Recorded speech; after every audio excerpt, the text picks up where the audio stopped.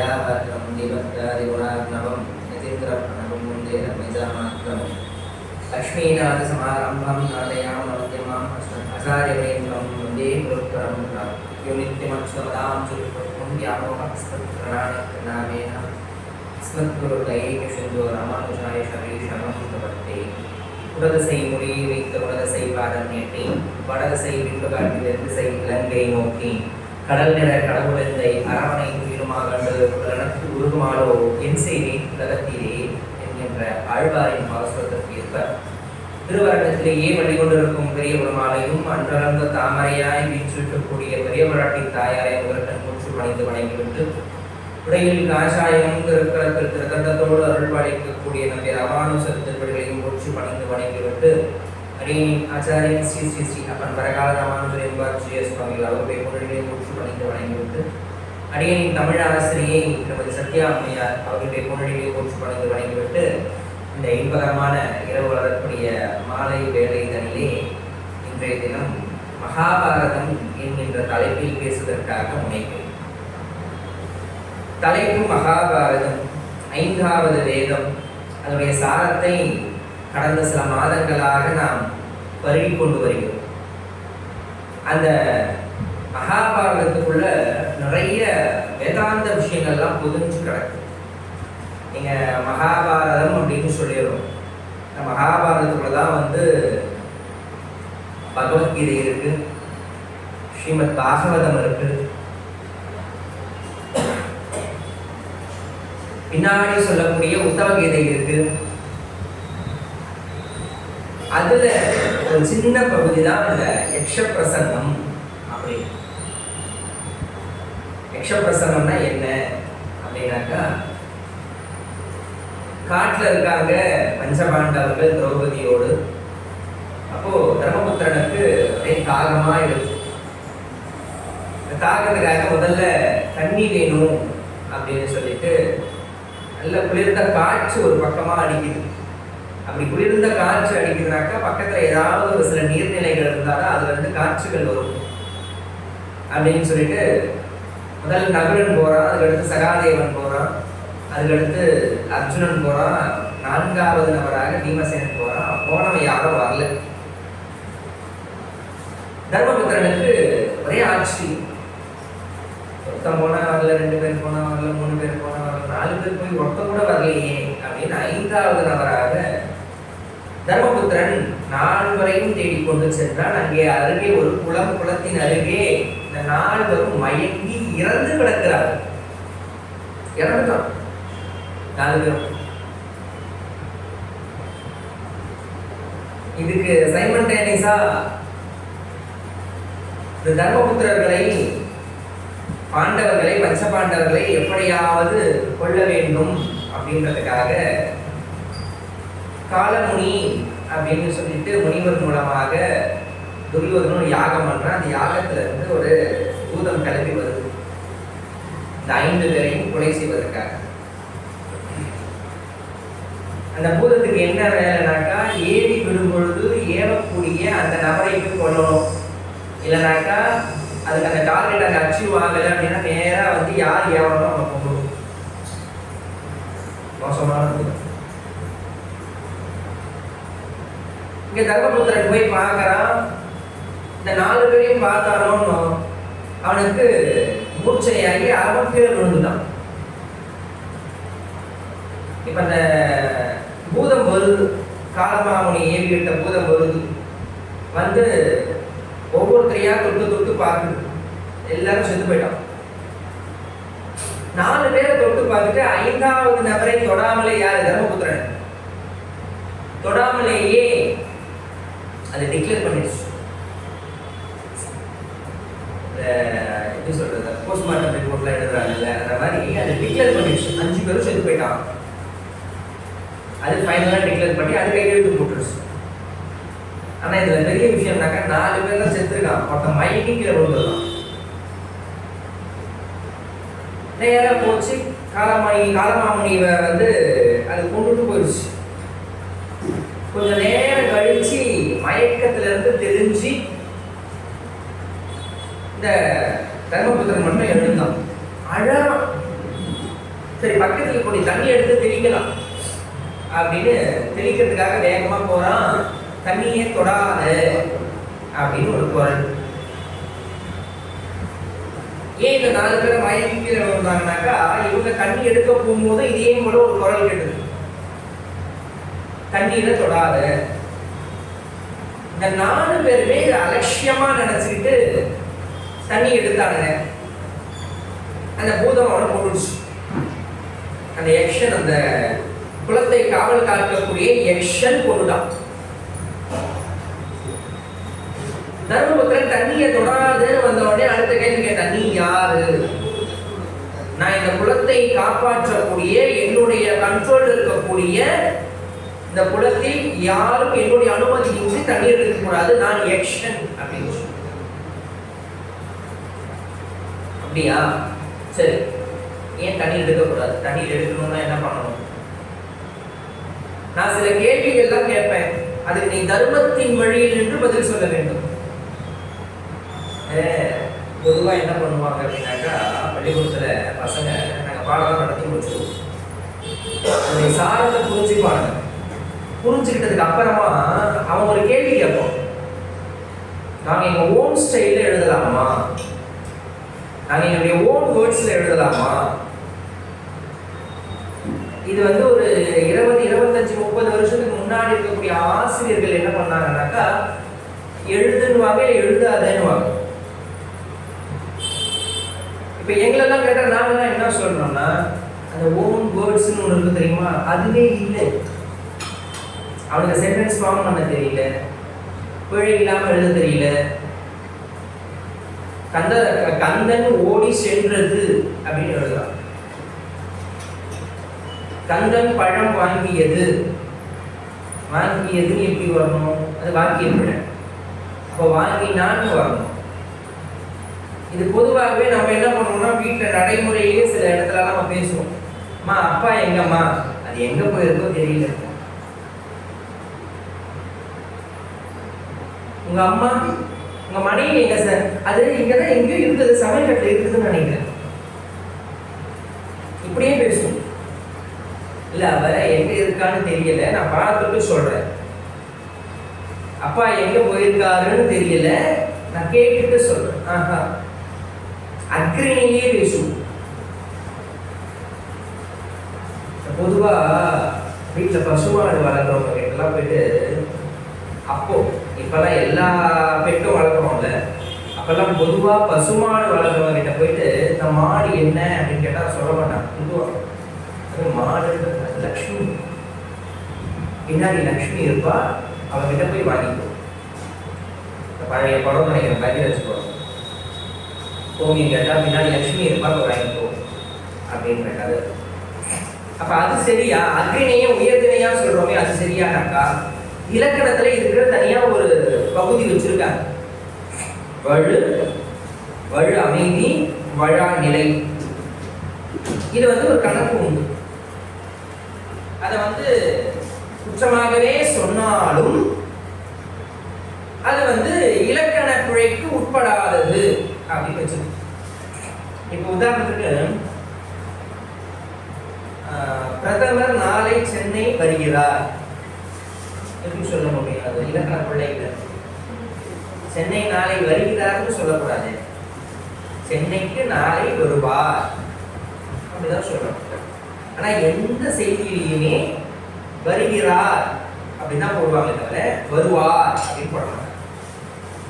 அதை confirm பண்ணியாச்சோ, confirm பண்ணல, நாளைக்கு கூட புரோட்டோகால் படி அவங்க மாத்திக்கலாம், அவங்களுக்கு அந்த ரூல்ஸ் இருக்கு.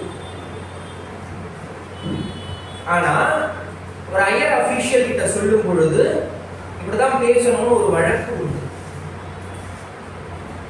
அதே போல இந்த நிலைப்பாட்டெல்லாம் தெரிந்தவன் தர்மபுத்திரன். அதனால யக்ஷன் முதலே சொல்லிட்டாங்க, உன் வார்த்தைக்கெல்லாம் சொல்லக்கூடாது, நான் கேட்கிற கேள்விக்கு பதில் நீ தர்மத்தின் வழியில் நின்று எனக்கு பதில் சொல்ல வேண்டும் அப்படின்னு யக்ஷன் கேட்கறான். சரி, ஒவ்வொரு கேள்வியா கேட்கிறான் யக்ஷன், அதுக்கு ஒவ்வொரு பதிலா சொல்றான். அதுதான் யக்ஷ பிரசன்னம் அப்படின்ற பகுதி. கிட்டத்தட்ட நம்ம வந்து 80 கேள்வி பார்க்கப்போ இன்னைக்கு 81வது கேள்வி இருந்து பார்க்க போறோம். எடுத்த உடனே கேட்கறான், நஞ்சு எது? எது விஷம்? விஷம்னு சொல்றாங்க. விஷம்னா என்ன?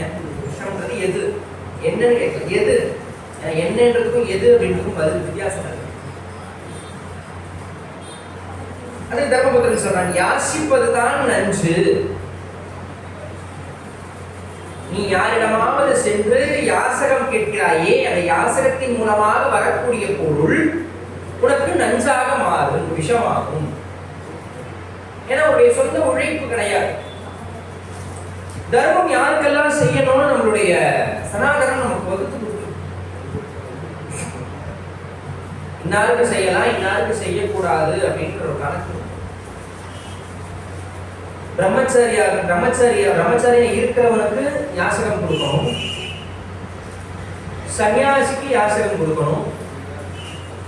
அவனால இன்னொரு பிழைப்பு தேட முடியாத ஒரு நிலைக்கு தள்ளப்படுகிறான் அப்படின்னு சொன்னா அவனுக்கு யாசகம் கொடுக்கணும். இல்ல அவனுடைய உறுப்புகள்ல ஏதேனும் ஒன்றை இழந்து விட்டான், அதனால் அவன் யாசகம் கேட்கிறான் அப்படின்னாக்கா அவனுக்கு யாசகம் கொடுக்கணும். அப்ப இந்த யாசகம் வாங்குறானே அவனுக்கு இது நஞ்சாக மாறாதான்னு கேட்டா இது அவனுடைய தர்மம், அவனுக்கு உண்டான தர்மம். இப்போ மான் புல் தழைகளை எல்லாம் சாப்பிடுது. ஆனா சிங்கம் மானை வேட்டையாடித்தான் சாப்பிட வேண்டும். ஒருவேளை சிங்கம் சைவத்துக்கு மாறிடுதுன்னு வச்சுப்போம், அது மாறாது, மாறிடுச்சு அப்படின்னு வச்சுப்போம். அப்ப அது அதனுடைய தர்மத்தில் இருந்து அது விலகுவதாக கருதப்படும். அப்ப தன்னுடைய நிலையிலிருந்து தன்னுடைய தர்மத்திலிருந்து ஒருபோதும் மாறாத தன்மையை உடையவதாக இருக்க வேண்டும் அந்த பொருளை நாம் வாங்கும் பொழுது. அந்த நிலையிலிருந்து நீ மாறாமல் இருக்கும் பொழுது அந்த பொருளை நீ யாசகமாக வாங்கினால் அது உனக்கு நஞ்சாக மாறும். சிராத்தத்திற்கு உண்டான உகந்த நேரம் எது?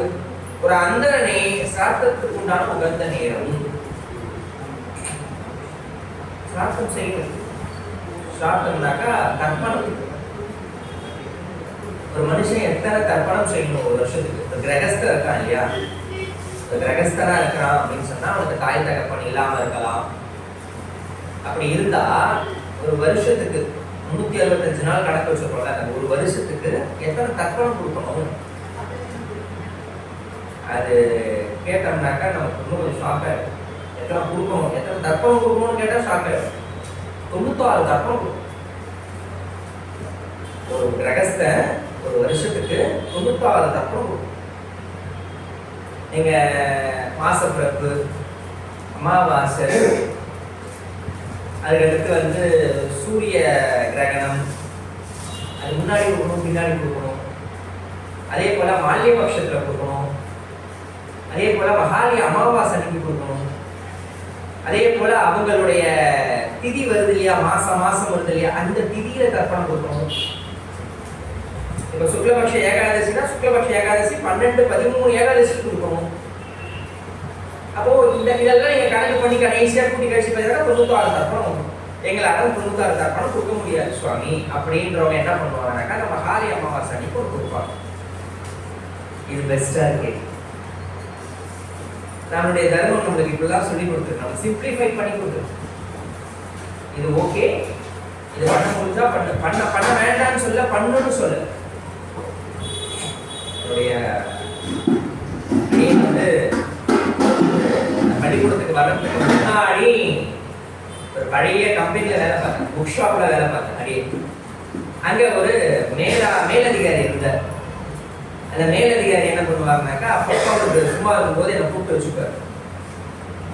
அவர் வேறு மதத்தை சார்ந்தார். அவருக்கு போர் அடிச்சதுனாக்கா என்னை கூப்பிட்டு முன்னாடி உட்கார வச்சுப்பார். இந்த ஏடிபிசினா என்ன, ஏன் இதை வகுத்து வச்சிருக்காங்க, இந்த மாதிரியான கேள்விகள்லாம் என்னை கூப்பிட்டு வச்சு கேட்பார். நான் தான் சொல்லுவேன், உங்க கோட்பாடு வேற, எங்க கோட்பாடு வேற.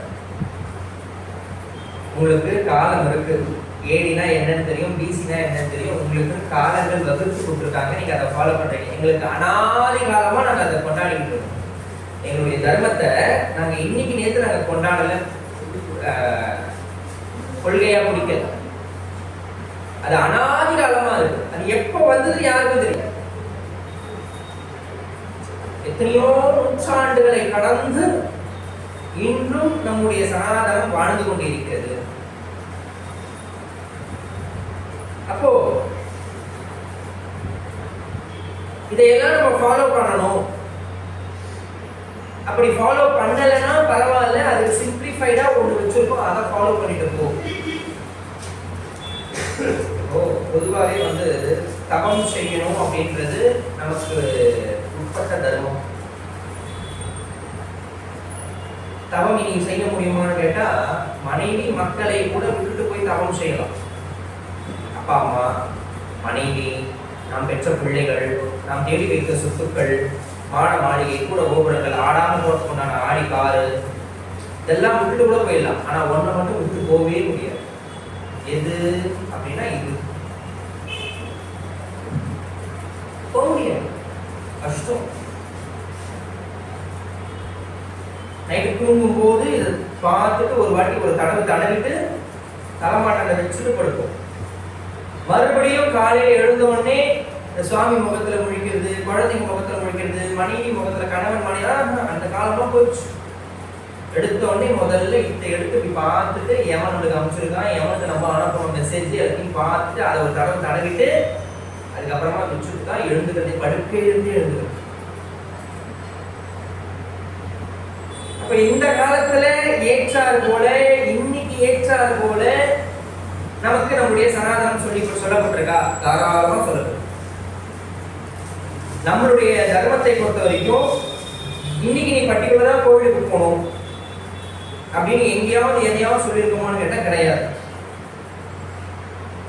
கோயில் ஒன்று இருக்கு, முடிச்சாவா சாமி நின்றுப்பாரு, கூட்டமா இருக்கா, அந்த கோயிலுக்கு போவாது. அதே கோயிலுக்கு எப்போ காலியா இருக்கும் தெரிஞ்சுட்டு அப்போ போ. இல்லை சாமி எப்போ போனாலும் கூட்டமாவே இருக்கு. பூசலார் நாயனார் மாதிரி கோவில்ல மனசுலயே அந்த சாமி நினைச்சு வேண்டிக்கும், அவ்வளவுதான். கேட்டாங்க இந்த பெரியபாளையம் பக்கத்துல சிறுவாபுரின்னு ஒரு கோவில் ரொம்ப இப்போ அது ரொம்ப ஃபேமஸ்.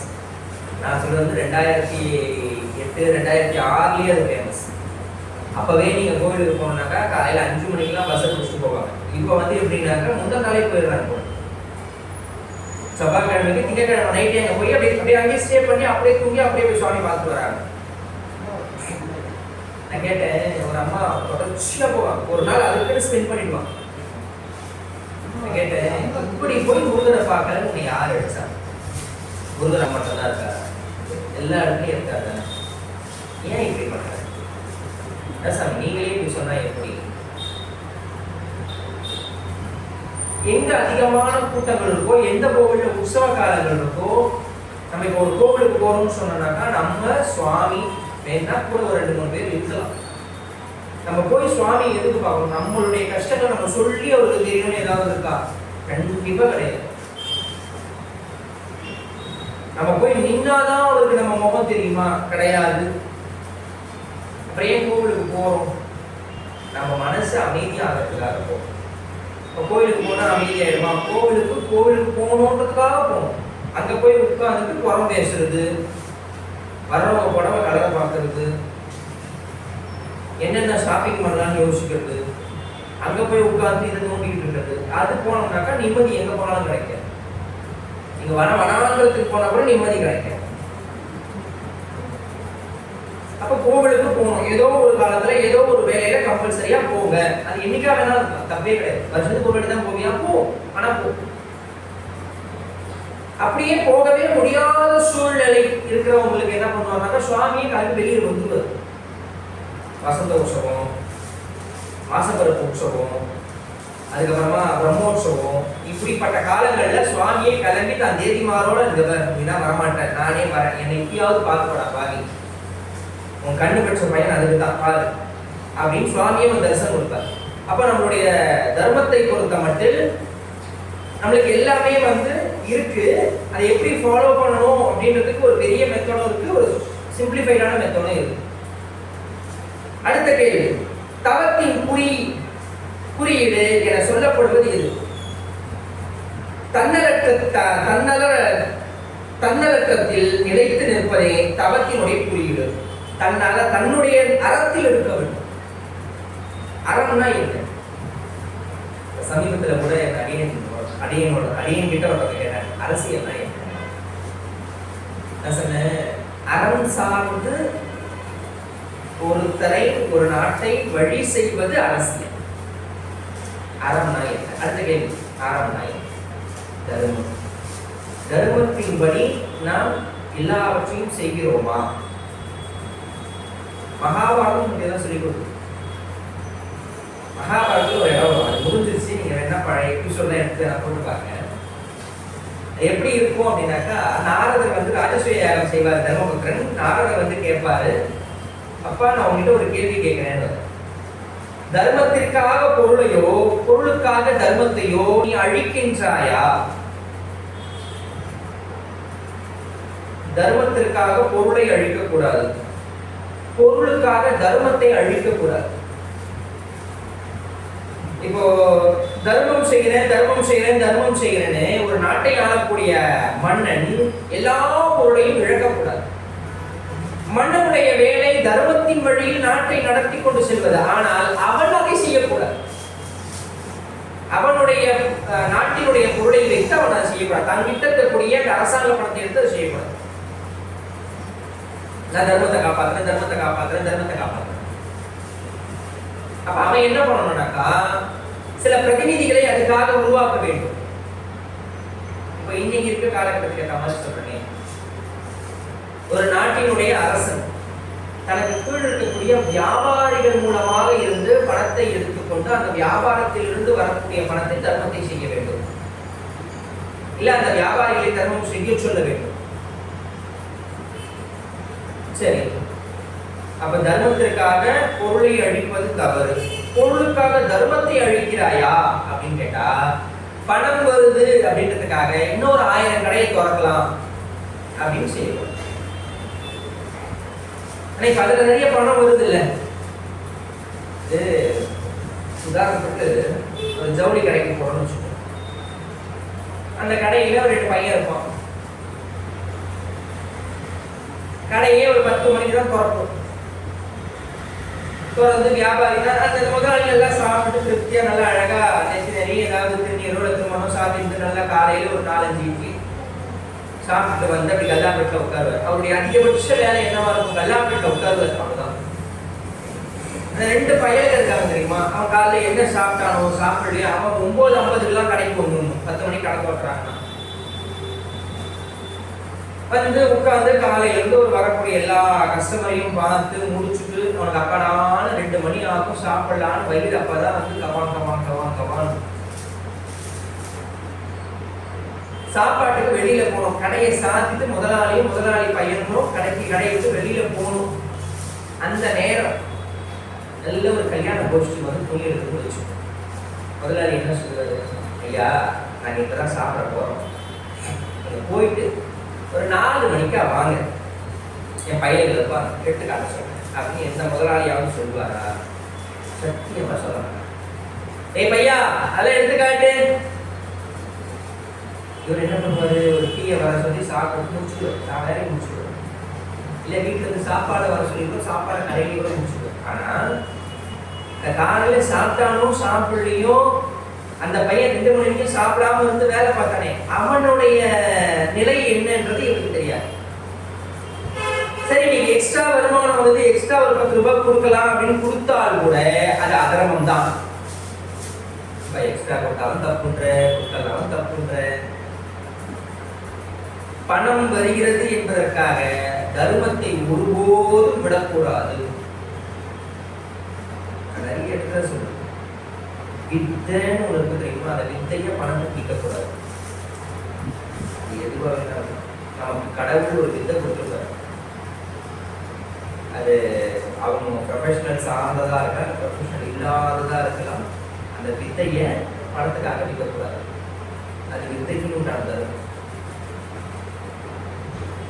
அப்போ தர்மத்தின் வழியில் பொருளை ஈட்ட வேண்டும். ஈட்டி தர்மத்திற்காக பொருளையோ கூடாது. அப்ப தவத்தினுடைய குறியீடு என்ன, தவத்தினுடைய அந்த பெஞ்ச்மார்க் என்ன அப்படின்னு கேட்டா, தன்னுடைய அறத்தில் நின்று தவம் செய்து அந்த பொருளை காப்பாற்றுவது தன்னுடைய அறத்தில் இருக்கும். இப்ப தன்னுடைய அறம் அப்படின்றது என்னன்னாக்கா, இப்ப அவனுக்கு ஒவ்வொரு தர்மம் சொல்லும். எல்லாருக்கும் ஒரே தர்மம் இருக்கான்னு கேட்டா கிடையாது. ஆனா மனிதனாக இருந்தால் ஒரே தர்மம் தான். இப்ப நீங்க மானுக்கு வருத்தப்பட்டீங்கன்னாக்கா, சிங்கம் சொல்றீங்க என் தர்மம் என்ன, அதை அடிச்சு சாப்பிடுறது. நீங்க எப்படி அதை அடிச்சு சாப்பிடக்கூடாதுன்னு சொல்லுங்க. சிங்கம் ஏன் காட்டுக்கு ராஜாவா இருக்கு தெரியுமா? அந்த விலங்குகளெல்லாம் விட சிங்கம் கொஞ்சம் கம்மி தான். நீங்க புளிய மாதிரி வேகமா பாயாது, அட்டலை செடிக்கு மாதிரி அது ஹைட்டா இல்லை, யானை மாதிரி அது வலுவானதா இல்லை. இப்ப நம்ம புதுசா ஒரு ஹைனான ஏதோ ஒன்று வந்திருக்கு, அந்த மாதிரியான ஷார்ப்னஸ் இல்லை. ஆனா சிங்கம் காட்டுக்கு ராஜா. அது ரொம்ப வருஷமா சிங்கம் தான் காட்டுக்கு ராஜா. இல்ல நம்ம யாராவது அதுக்கு டெஸ்ட் வச்சு நீ தான் ராஜா, you are the leader of the forest அப்படின்னு சொல்லுவோமா? கிடையாது. இப்ப லீடர் அப்படின்ற அந்த லீடர்ஷிப் எதை வச்சு கொடுக்குறோம் அப்படின்னு கேட்டா, சிங்கத்துக்கிட்ட சில குட் ஹேபிட்ஸ்ல இருக்கு. பொதுவாகவே சிங்கம் என்ன பண்ணும் அப்படின்னு கேட்டா, இறை அடிக்கும், தேடி இறை அடிக்கும். அடிச்சு அது தன்னுடைய வலது பக்கமாக விழுந்தாதான் சாப்பிடும், இடது பக்கமாக விழுந்தா சாப்பிடாது. அதே போல மற்ற விலங்குகள் அடித்தோ அல்லது மற்ற சிங்கங்கள் அடித்து கொண்டு வந்த உணவை அது பிரிச்சு கொடுக்கணும் அப்படின்னாக்கா, அது ஆண் சிங்கம் தரும். சரி, நேற்று ஒரு பெரிய கரடி அடிச்சுட்டோம், நேற்று சாப்பிட்ற வரைக்கும் சாப்பிட்டோம், மிச்சம் இப்படி கிடக்கு. நாளைக்கு அதே வழியில போறோம், அந்த கரடியினுடைய மிச்சம் இறைச்சி இருக்கு, அது சிங்கம் தொடுமான்னு கேட்டா தொடாது. அது ஃப்ரெஷ்ஷா சாப்பிடும். நம்மள மாதிரி ஃப்ரிட்ஜில் வச்சு சாப்பிடாது. நம்ம சாப்பிட்றோம்ல, அச்சோ மீந்து போச்சு, சரி எப்படி ஃப்ரிட்ஜில் வை, நாளைக்கு காலையில் சூடு பண்ணி சாப்பிடலாம். அது 10 சாப்பிடக்கூடாது. மேபி உங்களுக்கு தான் தெரியும், உங்களெல்லாம் ராபிக்ஸ்ன்னு ஒருத்தர் வருவாங்க. நைட்டு ஒரு 10 மணிக்கு மேலே அவங்க பகலில் பிச்சை எடுக்க மாட்டாங்க, ராத்திரியில் மட்டும்தான் எடுப்பாங்க, சாப்பிடுவாங்க, கொடுத்துருவாங்க. என்ன பண்ணுவாங்க, வீட்டில் இருக்கக்கூடிய தாய்மார்கள் எல்லாரும் சாப்பிட்டதுக்கு மிச்சம் இருக்கக்கூடிய மிச்சம் மீதி எல்லாத்தையும் வடிச்சு அந்த அம்மா கிட்ட கொண்டு போய் போட்டுட்டு, இல்லை அந்த ஆள் கிட்ட கொண்டு போய் போட்டுட்டு, மிச்சத்தை என்ன பண்ணுவாங்கன்னாக்கா அப்பவே இரவு நேரமே அந்த பத்தெல்லாம் கழுவி கவுத்துட்டு போய் படுத்துருவாங்க. அதுக்கு ராபிக்ஷன் மிச்சம் மீதி வச்சிருக்க மாட்டாங்க. நம்ம மாதிரி டப்பாவில் ஊற்றி சூடு பண்ணி சாப்பிட்ற ஆள் தான் அப்போ கிடையாது. மெயினாக அப்போ ஃப்ரிட்ஜு கிடையாது இல்லையா? தன்னுடைய அறத்திலிருந்து ஒருபோதும் தவறாமல் இருக்க வேண்டும், அதுதான் தவத்தினுடைய குறியீடு அப்படின்றத. 84வது கேள்வியாக, உண்மையான அடக்கம் என்பது எது? எல்லாம் அடக்கமாறு சொல்லுங்க. உண்மையான அடக்கம்னா என்ன? எல்லாத்தையும் அடக்கலாம். சுகர் வந்துச்சுனாக்கா கட்டாயமா ஸ்வீட் சாப்பிடக்கூடாது. அது கொஞ்சம் ஆரம்பத்துல கஷ்டமா தான் இருக்கும், ஆனால் பழகிடும். ப்ரெஷர் வந்துருச்சு, ஊறுகாய் பக்கமே போடாது.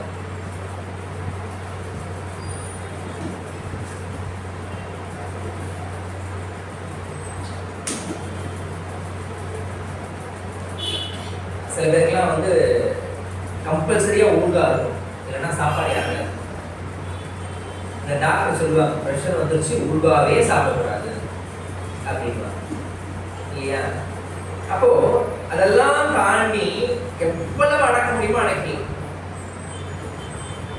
என்ன சொல்றது, நல்ல நகை கொடுக்குறது சில பெண்களுக்கு பிடிக்கும், நிறைய நகை போட்டுருக்கோம், ஏதோ வறுமையின் காரணமாக அதெல்லாம் போயிடுச்சு, சரி ஓகே அதையும் கடந்து போயிருக்கோம்.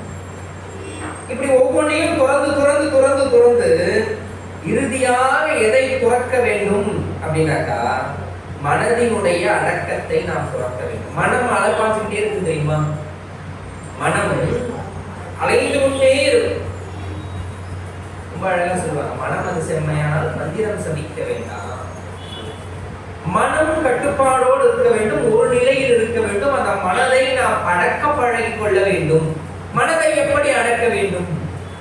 அது கஷ்டம் சார். இங்கதான் இருக்கா மாதிரியே இருக்கும். மணி இப்போ என்ன ஆகுது? 7:05. வீட்டுக்கு போகணும், தோசை வார்த்தை கொடுக்கணும். அது இப்போ லேடிஸாக இருந்தால் அது தொட்டுக்க ஒன்று செய்யணும். இந்த பழா போன சாம்பார் காலில் வச்சு அந்த காவி மனுஷன் அதை மறுபடியும் நைட்டு தொட்டுக்க மாட்டான், அவனுக்கு வேறு ஏதாவது செய்யணும். நம்மளுக்கு என்ன ஓடும்? இங்கேருந்து வீட்டுக்கு போனால் அவன் இட்லி ஊற்றி வைப்பாளோ, தோசை வார்த்தை வைப்பாளோ, என்னதையும் ஒன்று வைக்க போகிறா.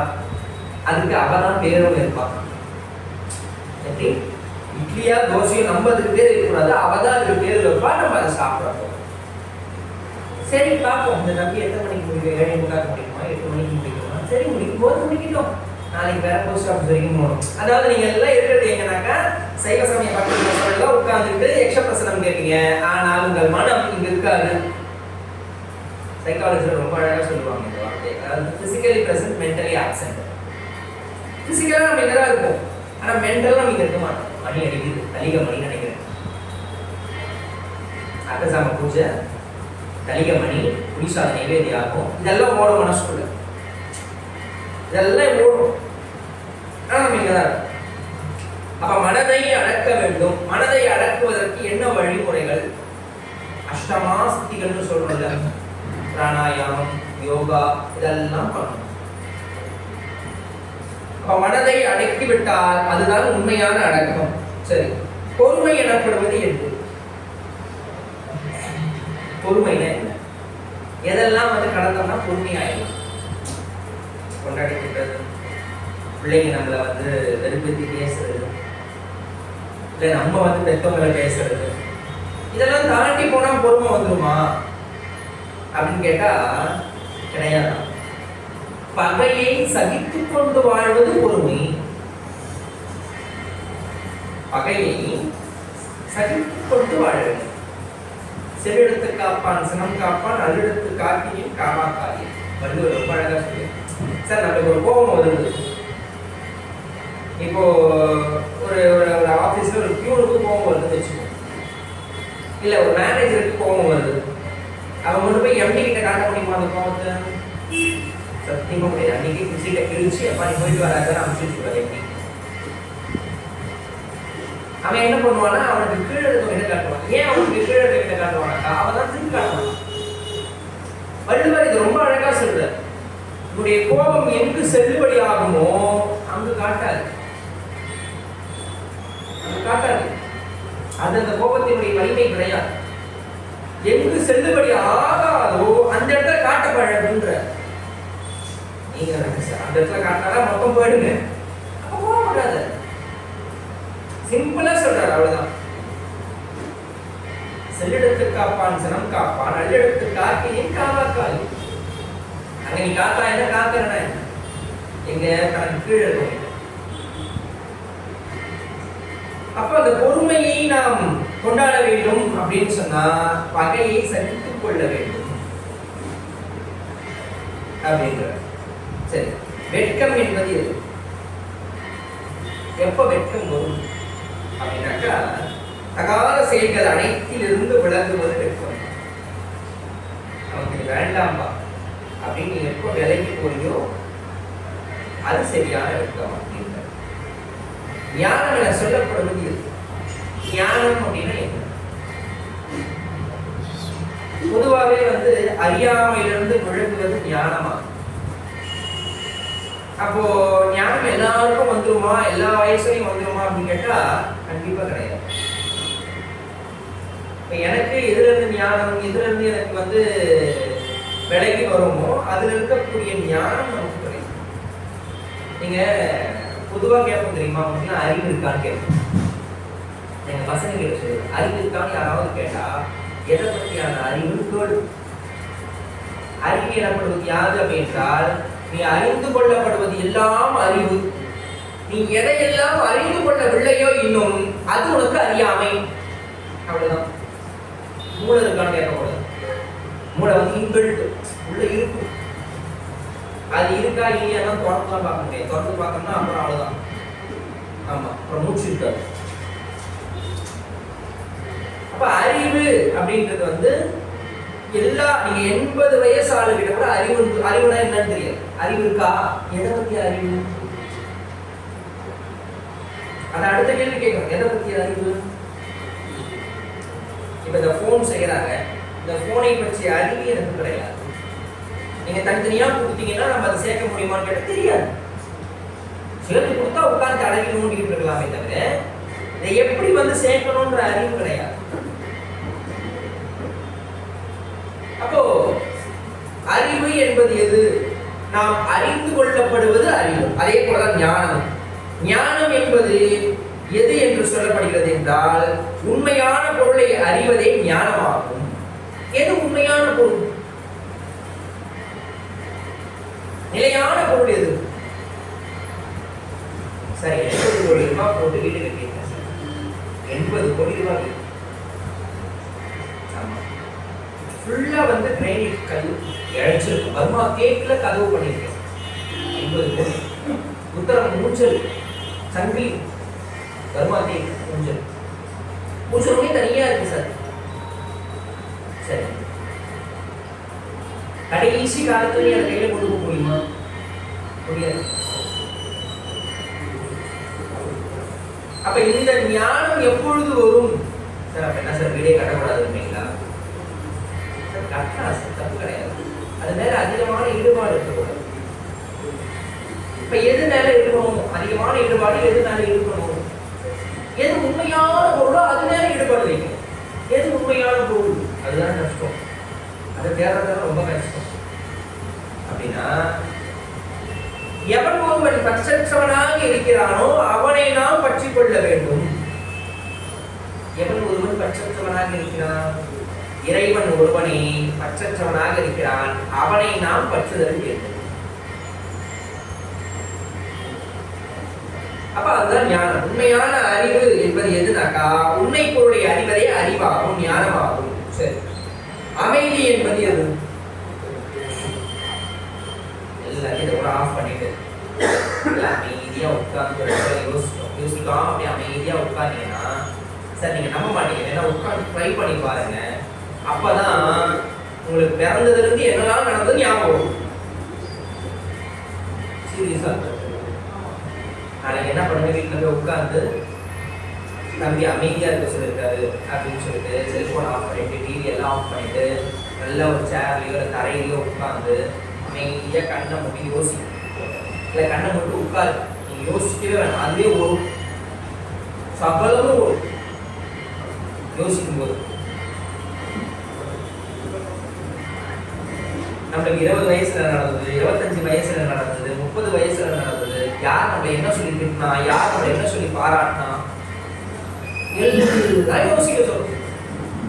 நீங்க தனியா போய் அதுக்கு கிளாஸ் போய் நீங்க யோசிக்கணும்லாம் கிடையாது, அதுவே யோசிக்க சொல்லுங்க.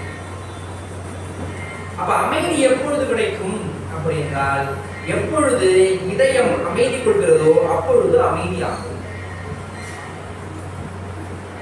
எந்த பற்றியான சிந்தனை இருக்கக்கூடாது. நீங்க பொதுவா சைக்காலஜி டாக்டர் கிட்ட போயிட்டு எனக்கு தூக்கம் வரலன்னு கேட்டு பாருங்க.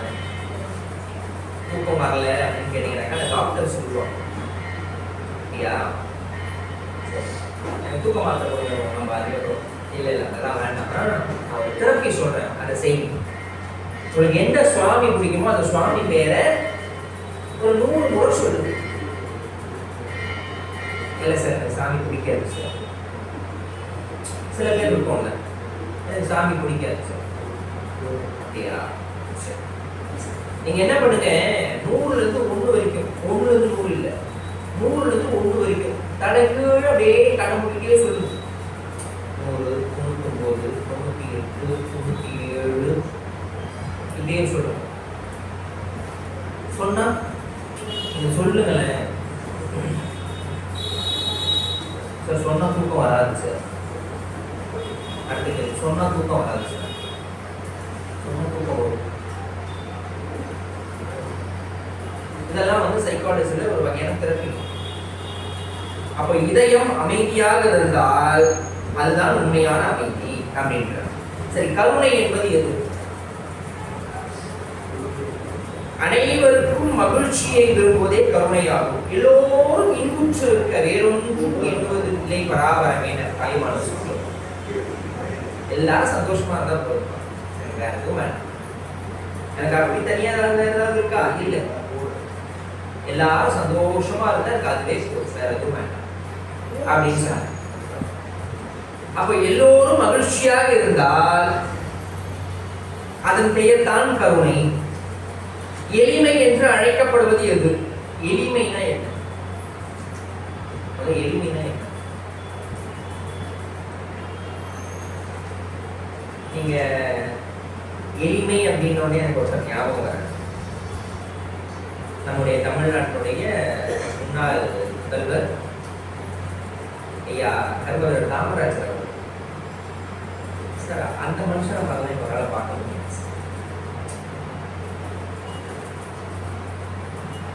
அது சொல்லுவாங்க, சாகும் பொழுது ஒரு கிட்டத்தட்ட ஒரு 9 ஆண்டுகள் தமிழ்நாட்டை ஆண்டவர். இன்னைக்கு நீங்க போய் தமிழ்நாட்டில் எங்கெங்கெல்லாம் அணைக்கட்டுகள் இருக்கோ பார்த்தீங்கன்னாக்கா அதுல 95% அவருடைய ஆட்சி காலத்தில் கட்டப்பட்ட அணைகள் நீர்ப்பாசனத்திற்காக. கிட்டத்தட்ட 3 பிரதமர்களை இவங்க தான் பிரதமர் அப்படின்னு கை காட்டி கொடுத்தவர். இவங்களை வைங்க சரியா அப்படின்னு கை காட்டி கொடுத்தவர் கிங் மேக்கர் காமராஜர். அவருடைய மரணத்திற்கு பிறகு அவருடைய வீட்டிலிருந்து எடுக்கப்பட்டதை வெறும் 4 வேட்டிகள் 4 சட்டைகள் 25 ரூபாய் நம்ம கைக்கு பணம், வெறும் 25 ரூபாய், 25 rupees, அவ்வளவுதான். அப்ப யோசனை பண்ணிருக்காங்க, அப்ப அந்த மனுஷன் எந்த அளவுக்கு வாழ்ந்துருக்கும். முன்னாடி ஒரு காரு பின்னாடி ஒரு காரு வந்துட்டு எனக்கு இது வேண்டாம் அப்படின்ட்டு, எதுக்கு அது தனியாக ஒரு பெட்ரோல் செலவு, அதெல்லாம் வேண்டாம், என் நாட்டை நான் போறேன், எனக்கு என்ன பாதுகாப்பு பண்ணிக்கிறேன், என் மக்களோட நான் போறேன், எனக்கு என்ன பாதுகாப்பு பண்ணிக்கிறேன், அதெல்லாம் வேண்டாம். அப்படிப்பட்ட கர்மவீரர் காமராஜரை கூட சுவிஸ் பேங்க்ல அக்கௌண்ட் வச்சிருக்கிறாருன்னு சொன்னோம்னு கொண்டாடுங்க சார். நான் அடிக்கடிக்கு என் பிள்ளைங்களுக்கெல்லாம் சொல்லுவேன், அவரை கூட பொதுவாக சொல்லுவாங்க, அதாவது சிவாஜியுடைய நடிப்பை பார்த்துட்டு சொல்லுவாங்க, நடிப்புக்குனே அவங்க அம்மா பெற்று போட்டாங்க அப்படின்னா. அதுபோல நாட்டுக்காகவே அன்னை சிவகாமி பெற்றெடுத்த குழந்தை தான் காமராஜர். எளிமைனா அந்த மனுஷன் எல்லாவற்றையும் செய்தார், எல்லாவற்றையும் மக்களுக்காகவே வாழ்ந்த ஒரு மகான் கருதுகிறார். அப்ப மன அமைதி எங்கு கிடைக்கிறதோ அதுதான் எளிமையினுடைய வெளிப்பாடு. மன அமைதி படுத்தா தூக்கம் வரும், அவ்வளவுதான், அதிகபட்சம் அவ்வளவு. இதுக்கு தனியா அழடிக்க கூடாது, நான் இப்படித்தான் இருப்பேன், இதெல்லாம் எனக்கு வேணும்னா அதெல்லாம் கிடையாது. நீங்க ரொம்ப நம்மை நாம் பார்த்து கொண்டே போனால் நம்முடைய அமைதி விட்டுடும். நீங்க வேணா ட்ரை பண்ணி வேணா கூட பாருங்க. நீங்க ரொம்ப யோசி நீங்க உங்களை நீங்களே பார்த்துட்டு இருந்தீங்கன்னா உங்களுக்கு அமைதி கிடையவே கிடையாது. எனக்கு இதில் படுத்ததான் தூக்கம் வரும், எனக்கு இது இல்லை அதனால தூக்கம் வரும் சொல்லு. எனக்கு இந்த சாப்பாடு இருந்தால் தான் எனக்கு சாப்பிட முடியும், இது இருக்கு இது எனக்கு பிடிக்காது வேண்டாம், எனக்கு இந்த தண்ணி தான் வேணும், இந்த இடத்துல தான் எனக்கு தூக்கம் வரும், இந்த தரகாணி வச்சாதான் தூக்கம் வரும். சில பேர் இருக்காங்க தெரியுமா, இல்லை உண்மை, சில பேர் இருக்காங்க அந்த தலகாணி மாறிடுச்சுன்னா எனக்கு தூக்கம் வராது, என் தலகாணி கொடு அப்படின்னு. சில போர்வையெல்லாம் எனக்கு இந்த போர்வையை போட்டிட்டு பண்ணாலும் தூக்கமே வரும். யோசனை பண்ணி பாருங்க, எதுவுமே நிரந்தரம் இல்லை. வெல்லப்பட முடியாத எதிரி என்பது எது? யாராலையும் செய்ய முடியாது. அப்படிப்பட்ட ஒரு எதிரி இருப்பான், யாரு? கோபமே வெல்லப்பட முடியாத எதிரி. நீங்க என்னைக்கு கோபப்படக்கூடாதுன்னு நினைக்கிறீங்களா நீங்க அதிகமா கோபப்படுவீங்க. அது பொதுவா என்ன பண்ணுவோம்னா ஏகாதசி விரதம் இருப்பாங்க. நீங்க சதுர்த்தி இல்ல சஷ்டி விரதம் இதெல்லாம் ஒரு நாள்ல முடிஞ்சிடும். சஷ்டி 6 நாள், அது பெரிய சஷ்டி மட்டும் 6 நாள் இருப்பாங்க. ஏகாதசி விரதம் எப்படி இருப்பாங்கன்னா முந்தா நாள் தசமி, மறுநாள் துவாதசி, 3 நாள் இருக்கும். முந்தா நாள் தசமி அன்னைக்கு என்ன பண்ணாக்கா மத்தியானம் சாப்பிட்டுட்டோம்னா முடிஞ்சு போச்சு, அவ்வளவுதான். அதுக்கப்புறமே சாப்பாடு கிடையாது. மறுநாள் ஏகாதசி முழுக்க சாப்பிடக்கூடாது. மறுநாள் காலவரை துவாதசி அன்னைக்கு சாப்பிடும். இது வந்து மாசத்துக்கு 2 ஏகாதசி இருக்கும். இதுதான் பேட்டர்ன். வருட கால நாளில் நம்ம ரொம்ப அமைதியாக ஆண்டாள் சொன்னது போல நெய் உண்ணும், பால் உண்ணும், நாட்காலை நீராடி, மையிட்டு எழுதும், மலர்கிட்ட நாமுடியும், தீக்குறளை சென்று ஓதும், இதெல்லாம் சொன்னான். புறம் பேசக்கூடாது, பால் சாப்பிடக்கூடாது, நெய் சாப்பிடக்கூடாது, தயிர் சாப்பிடக்கூடாது. அதில் கடைசி வார்த்தை தான் தீக்குறளை சென்று ஓதும். யாருக்கும் போய் புறம் பேசக்கூடாது, யாரையும் கேட்கக்கூடாது. ஆனால் நீங்கள் வேணா ட்ரை பண்ணி பாருங்க, அன்னைக்கு தான் நிறைய போகும். என்ன விரதம் இருக்கீங்களா? ஏகாதசி இன்னைக்கு சாப்பிட்டீங்களா? ஆனால் நம்ம உள்ளுக்குள்ள சொல்லும், உங்களுக்கு போகக்கூடாது, அமைதியாக இருக்கு, அமைதியாக இருக்கு, சாந்தமாக இருக்கும். ஒரு 11 மணி வரைக்கும் அமைதியாக இருக்கும். இதுக்கப்புறமா சில கோபங்கள்லாம் வரும் பாருங்க.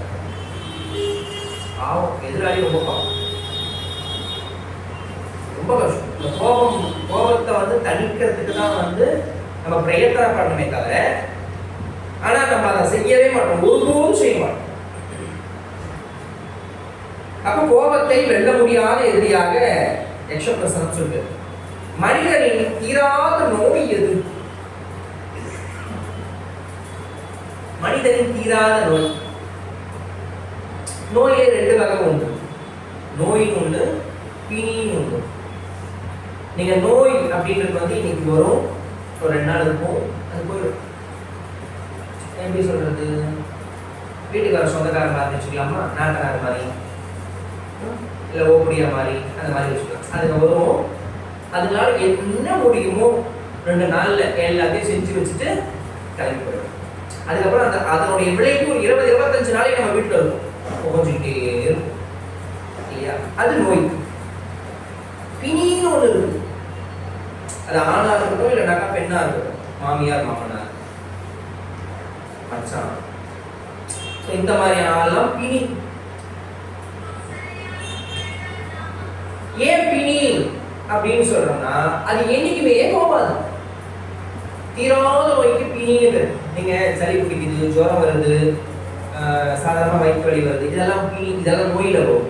ஏன்னா வரும், நம்ம ஏதோ மருந்து சாப்பிட்டோம்னா 2 நாள் இருக்கும், அப்புறம் போயிடும். அதனால அதனுடைய விளைவுகள் கொஞ்ச நாள் இருக்கும். இந்த சுகரு, ப்ரெஷரு, இதெல்லாம் பிணி காலத்துக்கும் இருக்கும். மணிமேகலை ரொம்ப அழகா சொல்லும், பசி பிணின்னு சொல்லும். மணிமேகலை பசியை ஒரு பிணியாக, தீராத நோயாக பசி சொல்லப்பட்டிருக்கு. பசி எப்படி நோயாகும்? பசி நோயாகாது. அது எப்படி நோயாகும்? சரி, நான் சொல்றேன். காலையில் எழுந்துக்கிறோமா, ஒரு டம்ளர் நிறைய கஷாயம் சாப்பிட்றோமா, காஃபி டீ சாப்பிட்றோம். அப்புறம் ஒரு 8-9 மணிக்கெல்லாம் வந்து வட்டமாக ஒரு 3 தோசை, அப்படி இல்லைனாக்கா குழியாக ஒரு 4 இட்லி, அதுக்கு ஒரு 2 விதமான லேகியம், சட்னி, சாம்பார் பேரில் வச்சு சாப்பிட்றோம். சரி, அடங்கிடுதா வயிறு? கிடையாது. ஒரு 11 மணிக்கெல்லாம் மறுபடியும் ஒரு காஃபியோ இல்லை ஒரு டீயோ சாப்பிட்றோம். மறுபடியும் 1 மணிக்கெல்லாம் தட்டு நிறைய சோறு, அதுக்கு ஒரு குழம்பு, 2 பதார்த்தம், தயிர், ரசம் சாப்பிட்றோம். சரி, 4 மணிக்காவது சும்மா இருக்குமான்னு கேட்டால் 4லேருந்து 5 மணிக்குள்ள ஒரு காஃபியோ ஒரு டீயோ குடிக்கிறோம். சரி, காலையிலேருந்து தின்னோமே, நான் நைட்டாவது தின்னாமல் இருக்கலாமான்னு கேட்டால் நைட்டுக்கு விதமாக கேட்கும். சப்பாத்தியா, அடை போட்டுறியா, அடை சாப்பிட்றோம், நல்லா இருக்கு. பூரி மசாலா, இதெல்லாம் கேட்குதே. சரி, இன்னைக்கு முழுக்க சாப்பிட்டமே நாளைக்கு விரதம் இருக்கலாமா, நாளைக்கு பசிக்கும். அப்படியே ரொம்ப நேரம் சொல்லுவோம், ஒரு நாளைக்கு சாப்பிடாம 2 நாள் இருக்க மாட்டேன். சரி, 2 நாளைக்கு சேர்த்து எடுத்துக்கோ அப்படின்னாலும் எடுத்துக்க மாட்டேன். உன்னோட வாழ்றது ரொம்ப கஷ்டமா இருக்குன்னு அவையா தன்னுடைய வயிற்றை பார்த்து சொன்ன. தன்னுடைய வயிற்றை பார்த்து சொன்ன. அப்போ மனிதனுடைய தீராத நோய் எது அப்படின்னா, அது மணிமேகலை சொல்றது பசி பிணின்னு. ஆனா இங்க எக்ஸபிரசனம் அதை சொல்லுது. தீராத நோய் எதுன்னா பேராசை. யாருக்கு தாங்க சொல்லுங்கப்பா? பொதுவா 2 நாளைக்கு முன்னாடி பிரதமர் சொன்னார், பாரத பிரதமர் சொல்லிட்டார், அப்பா தங்கம் வாங்காதீங்கடா. ஏன் தங்கம் வாங்காதீங்கன்னு சொன்னாரு? நீங்க தங்கம் வந்து வாங்க வாங்க வாங்க வாங்க நகைக்கடைக்காரன் என்ன பண்ணுவாங்கன்னாக்கா, அதை வந்து வெளிநாட்டுல இருந்து கொள்முதல் பண்ணுவாங்க. அவங்க தங்கத்தை கொள்முதல் பண்ணும்போது என்ன பண்ணணும் அப்படின்னு கேட்டா, அவங்க நம்ம ஊர் காசு கொடுத்து வாங்க முடியாது, அவங்க டாலர்ல கொடுத்து வாங்கணும் தங்கத்தை. அப்படி டாலர்ல கொடுத்து அவங்க தங்கத்தை வாங்குறாங்க அப்படின்னாக்கா நம்ம கிட்ட இருக்கக்கூடிய டாலருடைய மதிப்பு குறையும். நம்ம ஒரு டாலர் வச்சிருக்கோம் இல்லையா, அதனுடைய மதிப்பு குறையும். அதனுடைய மதிப்பு குறைய குறைய குறைய நாளைக்கு நம்மளுக்கு எதையுமே வெளிநாட்டுல இருந்து வாங்க முடியாது.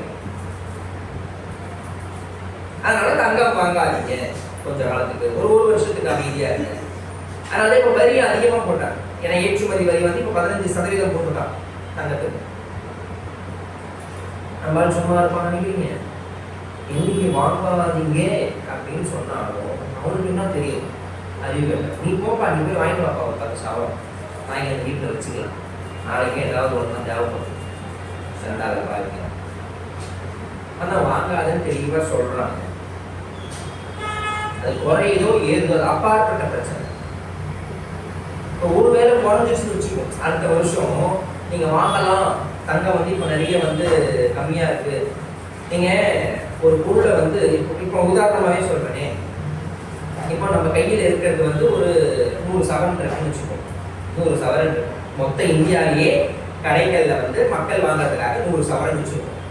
ஒரு உதாரணத்துக்கு சொல்றேன், இல்லை ஒரு 1000 சவரன் வச்சிருக்கோம். இதுக்கு மேலே நம்ம எக்ஸ்போர்ட் பண்ண போறது இல்லை, வெளிநாட்டிலிருந்து வாங்க போறது இல்லை அப்படின்ற ஒரு தீர்மானம் வந்துருச்சுன்னா, அந்த 100 சவரன் மட்டும்தான் நம்ம கிட்ட இருக்க கைவசம். அதை போய் 1,00,000 பேர் வாங்கினா என்ன ஆகும்?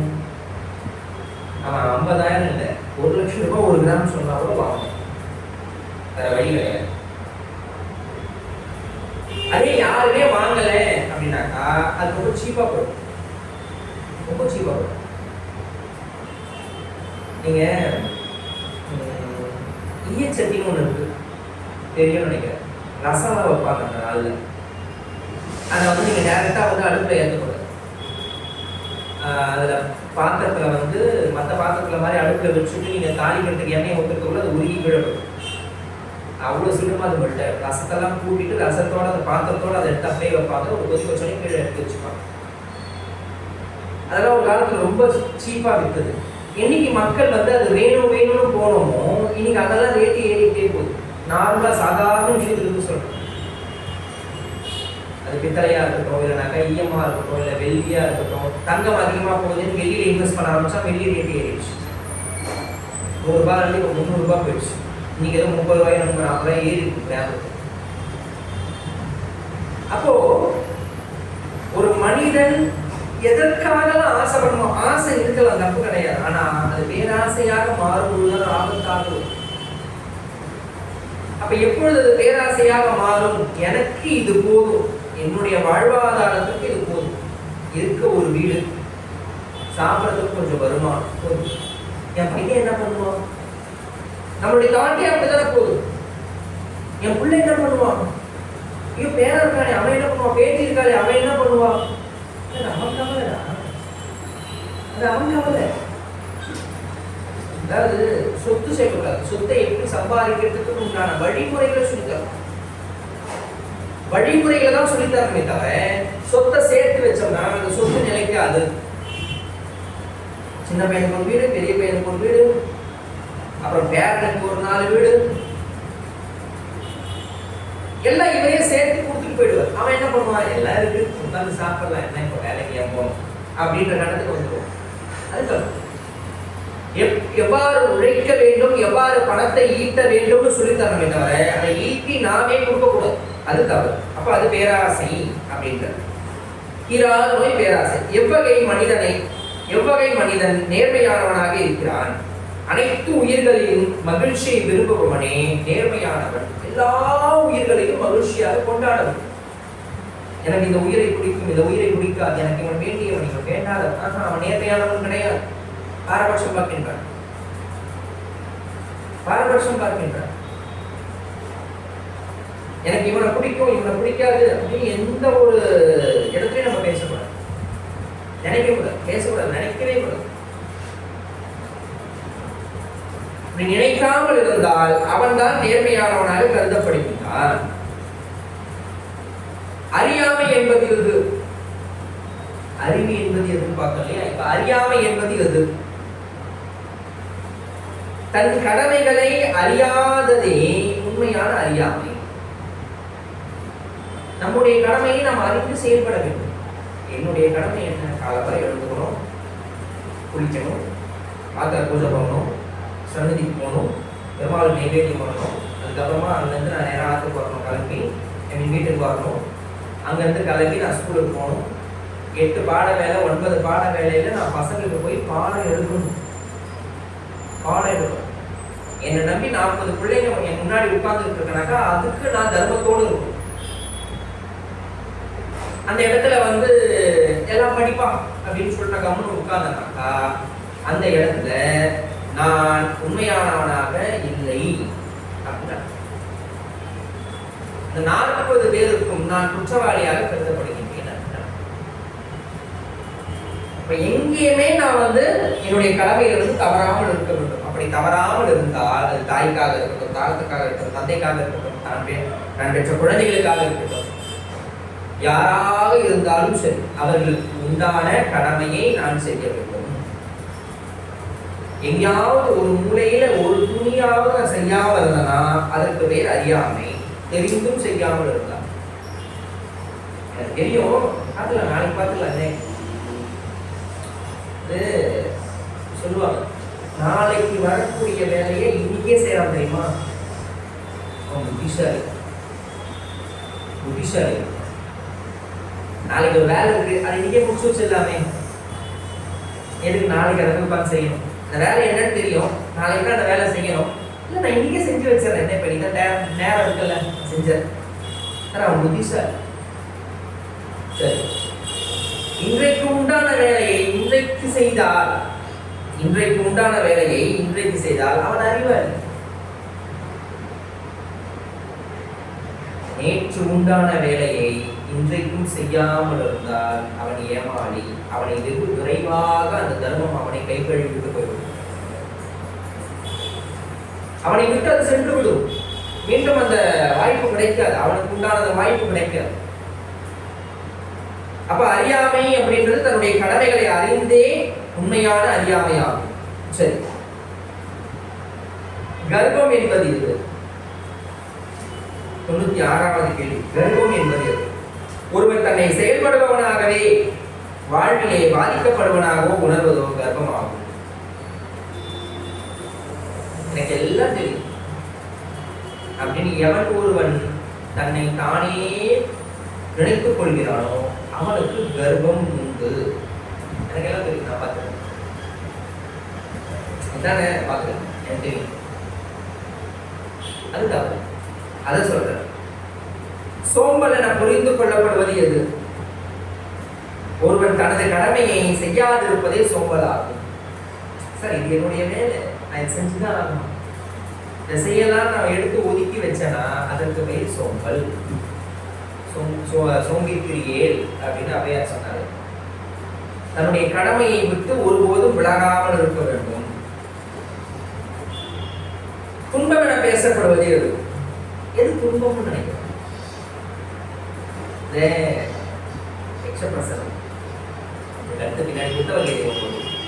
இதெல்லாம் நீங்க படிச்சோம் அப்படின்னு சொன்னா நம்முடைய அன்றாட வாழ்க்கைக்கு ஒத்து போற மாதிரி இருக்கும். என்னமோ எங்கேயோ யாருக்கோ ஏதோ சொன்ன மாதிரி, ஏதோ ஒரு யுகத்துல சொன்ன மாதிரி இருக்க.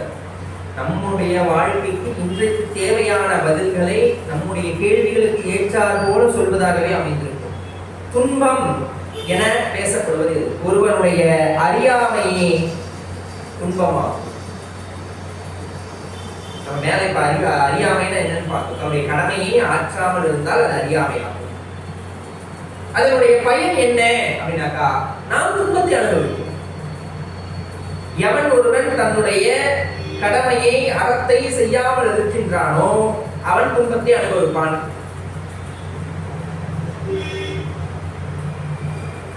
எப்படி சார்? நான் காலையில எழுந்துக்கணும், ஒரு வேலை செய்யணும், அந்த வேலையில இருந்து எனக்கு ஒரு பணம் வரும். அந்த பணத்தின் மூலமாக நான் தர்மம் செய்யலாம், இல்லை என்னுடைய தேவைகளை நான் பூர்த்தி செய்து கொள்ளலாம். ஆனால் நான் காலையில் எழுந்தவுடன் அந்த வேலைக்கு செல்லாமல் இருந்தால், நான் சோம்பி தெரிந்தால், யார் எனக்கு கொண்டு வந்து பொருள் கொடுப்பா? அப்ப அந்த பொருள் இல்லாத காரணத்தினால எனக்கு துன்பம் ஏற்படும்.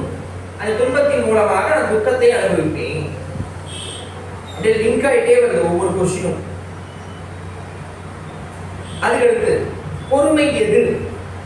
எதன் மூலமாக பொறுமை வரும்னு பார்த்தோம். இப்ப அடுத்து கேட்கிற 100வது கேள்வி, சாரி 99 கிட்ட, முனிவர்களால் நிலைமாறா உறுதி என சொல்லப்படுவது எது? முனிவர்களால் நிலைமாறா உறுதி என சொல்லப்படுவது எது? ஒருவன் தன்னலத்தில் தன்னுடைய தர்மத்தில் நிலைத்து நிற்பதே நிலைமாறா உறுதியாகும்.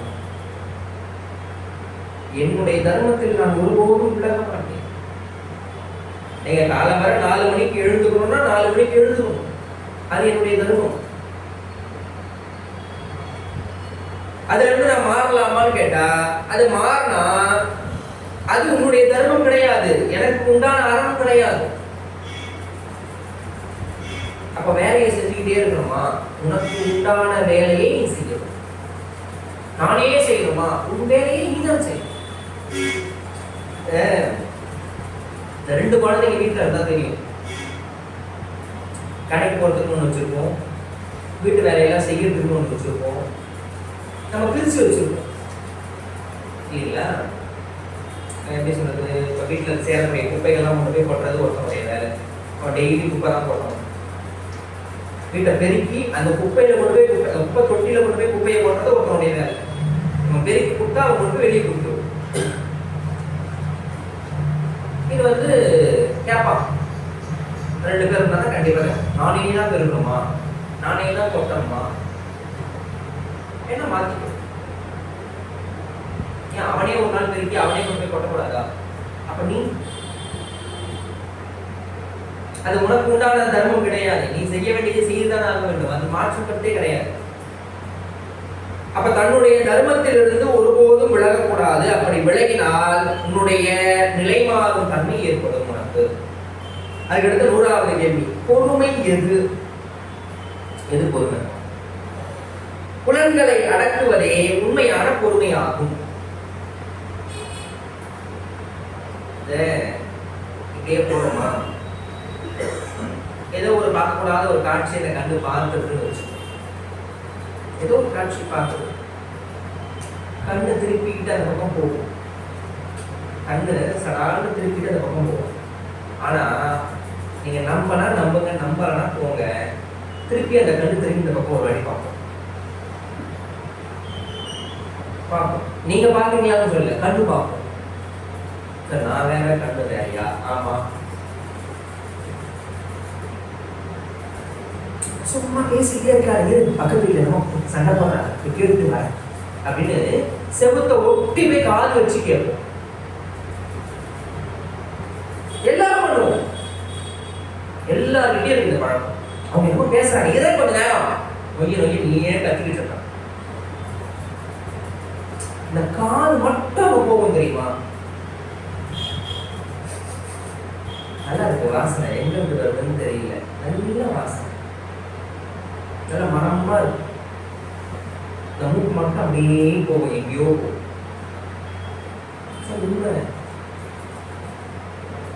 என்னைக்கு வந்து நீங்க முதல்ல சுகர் டெஸ்ட் பண்ணி உங்களுக்கு சுகர் இருக்கு, இனிமேல் நீங்க சக்கரை சாப்பிடக்கூடாதுன்னு டாக்டர் சொல்றாரோ, அன்னைக்கு சக்கரை டப்பா எங்க இருக்கு தேடி கண்டுபிடிச்சியாவது சாப்பிடுங்க. காஃபில எக்ஸ்ட்ராவாவது ஒரு 1/4 ஸ்பூன் சக்கரை போட்டு சாப்பிடுவீங்க. வீட்டுக்கு தெரியாம ஒரு 1/4 கிலோ குலோப் ஜாமுனை வாங்கி வந்து மறைச்சு வச்சு சாப்பிடுவீங்க.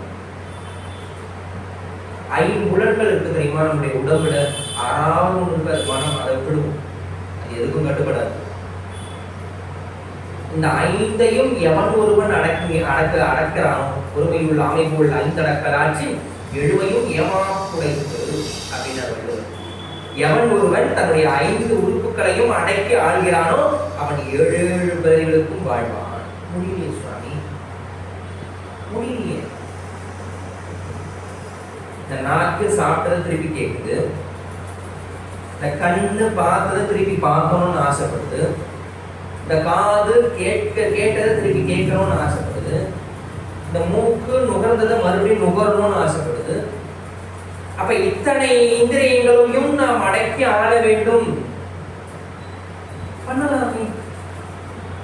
இதெல்லாம் காரணம் எது அப்படின்னாக்கா, உள்ள ஒண்ணு இருக்கு தெரியுமா? மனம்.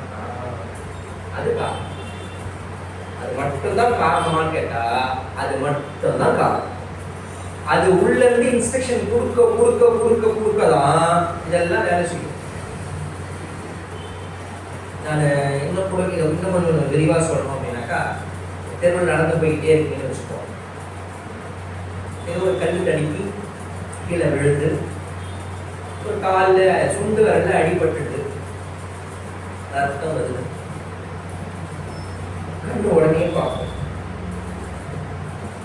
வலிய உடனே வந்து மூளைக்கு உணர்ந்துடும். இந்த கண்ணு பார்க்குது தெரியுமா, இது இந்த காலில் சுண்டு விரல் கிட்ட இருக்கக்கூடிய நரம்பு மூளைக்கு போய் சொல்லும், இந்த பாரு வித்தியாசமா ஏதோ ஒன்று நடந்திருக்கு சுண்டு விரல்ல, இந்த கண்ணை போய் பார்க்க சொல்லு அப்படின்னு மூளைக்கு சொல்லும். மூளையில இருந்து ஒரு நரம்பு போய் கண்ணுக்கு சொல்லும், இங்க பாரு காலில் சுண்டு விரல்னு ஒன்று இருக்கு, அந்த சுண்டு விரல்ல ஏதோ ஒன்று அடிபட்டிருக்கு, அந்த அடிபட்டு அங்கே ஏதோ மாற்றம் இருக்கு, அதை போய் பாரு அப்படின்னு கண்ணுக்கு சொல்லும். உடனே கண்ணு போய் பார்ப்போம். கண்ணு பார்த்த உடனே ஆட்டோமேட்டிக்கா கண்ணு தண்ணி போட்டு, ஏன் அடிபட்டுருச்சான். உடனே கை கிட்ட போய் ஒரு நரம்பு சொல்லும், அதை விட்டு பாரு. இதெல்லாம் எவ்வளவு நேரத்தில் நடக்கும்னு நினைக்கிறீங்க? 10 நிமிஷம். கால் அடிபட்டு 5 நிமிஷம் கழிச்சு மூளைக்கு போய் கண்ணு அதுக்கப்புறமா இப்படி இப்படி இப்படி இப்படி தான் நடந்து முடியும்.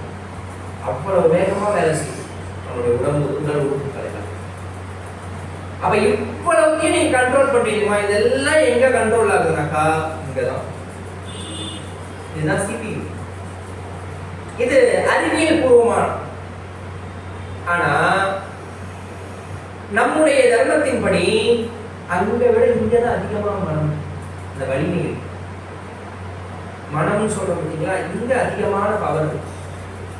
இதை அடக்க வேண்டும், மனதை அடக்க வேண்டும். மனதை அடக்கி ஆண்டால் ஒருவன் எல்லாவற்றையும் சாதிக்கலாம் அப்படின்னு சொல்லலாம். உண்மையான சுத்தம் எது? மனம் மாசு அடையாமல் கழுவுவதே உண்மையான நீராடலாம். வாய்மை எனப்படுவது யாதெனின் யாதொன்றும் தீமைகளாத சொல். வாய்மை அதிகாரத்தில் முதல் தெருவுலே அதான். உண்மையான சுத்தம்னா என்ன? நம்ம டெய்லி குடிக்கிறோம் புறச்சுத்தம், புற தூய்மை நீராளாமையும் அகத்தூய்மை வாய்மையால் காணப்படும் வள்ளுவர் சொல்லியிருக்காரு. புற தூய்மை அப்படின்றது வெளியில இருக்கக்கூடிய தூய்மை. இது எதனால அமையுது அப்படின்னா, டெய்லி தண்ணி ஊற்றுறோம், ஏதேதோ பிராண்டுக்கு சோப்பெல்லாம் போடுறோம், தேய்க்கிறோம், சுத்தமாயிடுது. ஆனா மனசுல எப்படி சுத்தம் பண்றது? டெய்லி தண்ணி குடிக்கிறேன், நான் பிள்ளைங்கிட்ட அடிக்கடி கேட்பேன் இந்த மாதிரியான கேள்வி எல்லாம். எப்படி சுத்தமாகுது சார்? நம்ம தண்ணி குடிக்கிறோம்ல சார், அப்ப அது மனசு வழியா போய் அது கழுவி வெளியில கொடுக்கும். என் பிள்ளை சொல்லுவோம், அப்படிலாம் ஆகாது. அதான் வள்ளுவர் சொல்லிட்டாரு, புற தூய்மை நீராளாமையும் அகத்தூய்மை வாய்மையால் காணப்படும். வாய்மைனா என்ன? இப்ப வாய்மைன்னு சொல்லிட்டோம், வாய்மையால் அது வந்து தூய்மையாக்கப்படும் அப்படின்னு சொல்லி. வாய்மைனா என்ன? அடுத்த கேள்வி வரும். அதுக்கு வள்ளுவர் பதில் சொல்றார், வாய்மை எனப்படுவது யாதெனின், யோசிக்கிறார் வள்ளுவர், யாதொன்றும் தீமையிடாத சொல். யாருக்கும் தீமை செய்யாத ஒரு வார்த்தை இருக்குன்னா அது தாண்டா வாய்மை. அவர் நல்லா கவனிக்கல, பொய் சொல்லாம இருக்கணும்னு சொல்லவே இல்லை, பொய் சொல்லாதுன்னு சொல்லல. யாருக்கும் தீமை தராத ஒரு சொல் இருக்குன்னா அது பேர் வாய்மை. ரெண்டாவது அடுத்து நம்ம இந்த கேள்வி, நம்ம பொய் சொல்லலாமா? ஏன்னா பொய் சொல்லக்கூடாதுன்னு சொல்லலையே வள்ளுவர், அப்ப நம்ம பொய் சொல்லலாமா? அதே அதிகாரத்தில் 2வது திருக்குறளா வச்சிருக்காரு, பொய் சொல்லலாம். பொய்மையும் வாய்மையினத்து குறை தீர்ந்த நன்மை பயக்கும். பொய்ய கூட வந்து வாய்மையை அக்செப்ட் பண்ணிக்கலாம். என்னப்பா இது, என்னப்பா குழப்பற, முதல்ல வந்து பொய் சொல்லக்கூடாதுன்னு சொல்றேன், அப்புறம் பொய் சொல்லலான்ற, அப்புறம் 3வது பொய்யும் வாய்மையா மாறும்னு சொல்றேன். பொய்யும் வாய்மையாக கருதப்படும். பொய் எப்படி வாய்மையா கருதப்படும்? குறை தீர்ந்த நன்மை பயக்கும். இன்னைக்கு எங்க அம்மா சத்யா அம்மா ஒரு ரொம்ப அழகா, எனக்கு எப்போ நான் 9வது வகுப்பு படிக்கும் போது எனக்கு சொன்ன கதை, பசுமரத்தாணின்றவங்க அதுதான். ஒரு வேடுவன் ஒரு மானை துரத்தி கொண்டு வர, ஒரு வேடுவன் ஒரு மானை துரத்தி கொண்டு வர, அந்த மான் அவனுக்கு போக்கு காட்டி கொண்டு அப்படியே அந்த காட்டுல ஓடிக்கிட்டே இருக்கு. ஒரு கட்டத்துக்கு மேல அதெல்லாம் ஓடுறதுக்கு முடியல. அங்க ஒரு ஆசிரமம் இருக்கு. அந்த ஆசிரமத்துக்கு வெளியில ஒரு முனிவர் உட்காந்து தவம் பண்ணிக்கிட்டு இருக்காரு. அந்த முனிவர் கிட்ட போய் மான் பேசுது. மான் பேசுது, அதான் கேட்கக்கூடாது. மான் பேசுது. ஏன்னா எனக்கு இப்படிதான் கதை சொன்னாங்க, நான் அப்படிதான் சொல்லணும். இந்த மாதிரி அந்த வேடுவன் வரா, நான் போய் உங்க ஆசிரமத்துக்குள்ள அந்த ரூம்குள்ள ஒழிச்சுக்கிறேன், நீங்க என்னை எப்படியாவது காப்பாத்து. சரி, நீங்க ஒழிச்சுக்கோ. நேரா வேடுவன் வரா. முனிவர்னா என்ன அர்த்தம்? பொய் சொல்லாத தவச்சீலர் இல்ல, தவச்சீலர். தவத்தினுடைய குறியீடு உண்மைன்னு பார்க்கணும். வேடுவன் கேட்கிறான், ஐயா சாமி, இந்த பக்கம் ஏதாவது மான் வந்துதா துள்ளி குதிச்சுக்கிட்டு? இவங்க மறுபடியும் தவத்துல இருந்து எழுந்து, இல்லப்பா என் முன்னாடி இப்படி வந்தது, அப்படி நேரா இருந்த காட்டுக்குள்ள போயிடுச்சு. யோசனை பண்ணி பாருங்க. மானை தேடிட்டு வேடுவன் போயிட்டானா, உள்ள போன மான் வந்து இவருக்கு நன்றி சொல்லிட்டு ஆப்போசிட்ல போயிடுச்சு. முனிவர் தப்பு பண்ணிட்டார்ல, அவர் பொய் சொல்லிட்டாரு. இததான் வள்ளுவர் சொல்றார், பொய்மையும் வாய்மை எடுத்து குறைத்தீர்ந்த. அந்த இடத்துல யாருக்கும் எந்த விதமான பாதிப்பு இல்லை. இப்ப இருக்க காட்டுக்குள்ள போனவன் அவனுக்கு இன்னொரு மான் கிடைக்கலாம், இல்ல இதை விட பெரிய விலங்கு கிடைக்கலாம். இந்த மானை காப்பாத்தியாச்சு, அவனையும் நம்ம எதுவும் தொந்தரவு பண்ணல, அவனே நீ பட்னியா இருக்க போறது இல்லை, அவனுக்கு இதை விட பெரிய விலங்கு கூட கிடைக்கலாம். அப்ப அவன் முனிவர் எந்த விதமான தவறும் செய்ய வேண்டும். அவன் புலன்களை அடக்கி ஆள வேண்டும். உண்மையான சுத்தம் எது அப்படின்னு கேட்டா, மனதினுடைய வாய்மையாய் பேசுவதுதான் உண்மையான சுத்தமாகும். சரி, தானம் என்பது எது? அனைத்து உயிர்களையும் பாதுகாப்பதே தானமாகும்.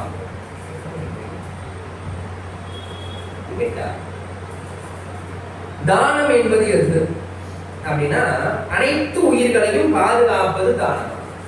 எல்லா உயிர்களையும் நாம் பாதுகாக்கணும். சரி, எந்த மனிதன் கற்றவனாக கருதப்பட வேண்டும்? பண்டிதனாக யார் கருதப்படுவார்கள்? தன் கடமைகளை அறிந்தவன் கற்றவன் என்று அழைக்கப்பட வேண்டும். என்னுடைய கடமை எனக்கு தெரியும், இதை யாரோ வெளியிலிருந்து வந்து எனக்கு சொல்லி எனக்கு புரிய வச்சு நான் அதை செய்யணும்னு அவசியம் கிடையாது. அப்ப நீ எல்லாம் அறிந்தவன் அப்படின்னா. சில பேருக்கெல்லாம் உண்டு, யாராவது வந்து ஒருத்தர் சொல்லிக்கிட்டே இருக்கணும், இதை செஞ்சியா, இதை செஞ்சியா, இதை செஞ்சியா, இதை செஞ்சியா, அதை செஞ்சியா. ஏன்னா அவன் செய்ய மாட்டான், அதனால வந்து செஞ்சு சொல்லிக்கிட்டே இருப்பான், சொல்ல சொல்ல செய்வான். எவன் ஒருவன் யாரும் சொல்வதற்கு முன்னால் தன்னுடைய கடமைகளை அப்பொழுதில்லாமல் செய்கின்றானோ அவன் மகா மனிதனாக கருதப்படுவான். எவன் நாத்திகன் என்று அழைக்கப்படுவான்?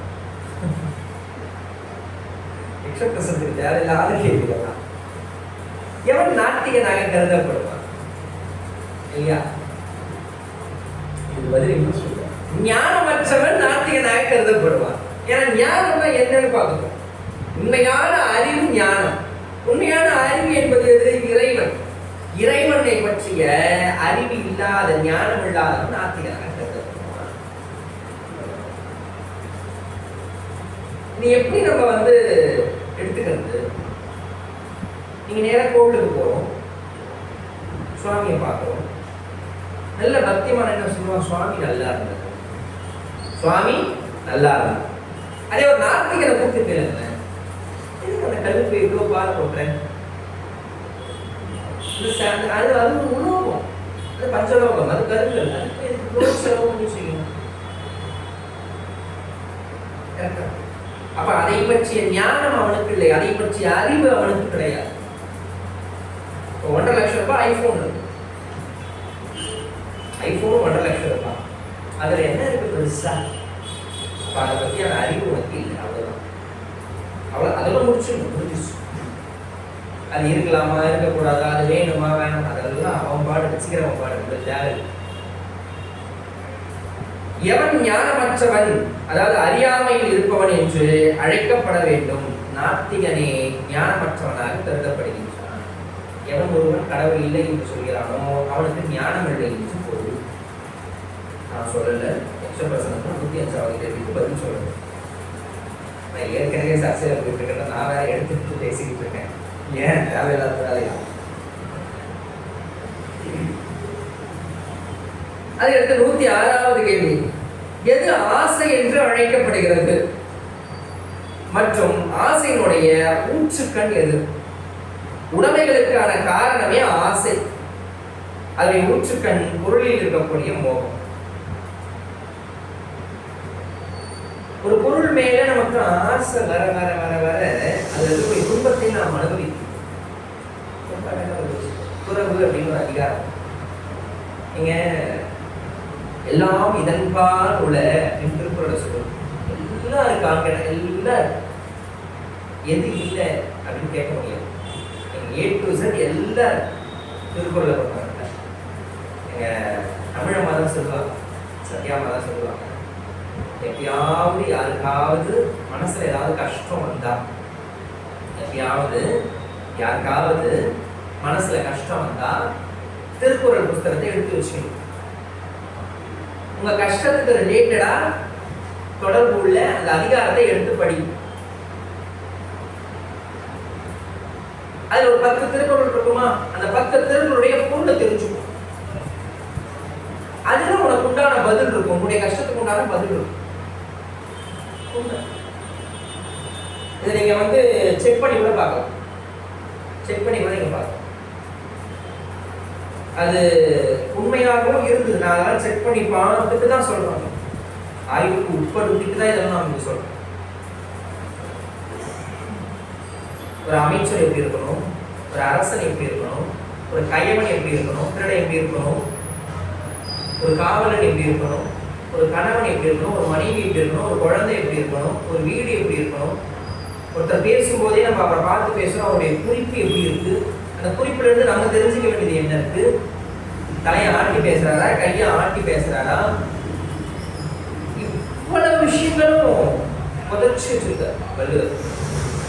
என்ன 1.25 அடி முடிச்சுட்டாரு, 1.25 அடி அவ்வளவுதான்.